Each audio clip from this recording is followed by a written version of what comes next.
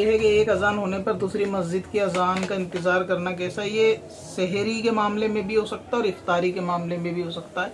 तो अगर एक मस्जिद की अजान हो गई है तो खाना पीना तो उसी वक्त बंद कर देना है, दूसरी मस्जिद की अजान का इंतज़ार करने की ज़रूरत नहीं।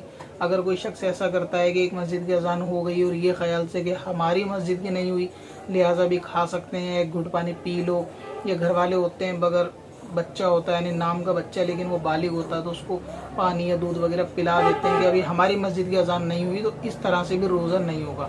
और इफ्तारी के अंदर ये है कि कोई सी भी अजान हो जाए, अगर वक्त हो गया तो खाना पीना शुरू कर देना चाहिए। अगर एक आध मिनट की ताख़ीर है तो कोई मसला नहीं, इसमें भी इंतज़ार करना कि हमारी मस्जिद की अजान नहीं होएगी तो इफ्तारी नहीं करेंगे, ये भी गलत है। अगर वक्त हो गया रोज़ा खोलने का तो रोज़ा खोलने में जल्दी करनी चाहिए, ताख़ीर करना बेज़रूरत ये भी मकरूह है। अब अपनी वेबसाइट ब्लॉग के लिए होस्टिंग खरीदें Qadri Hosting.com से।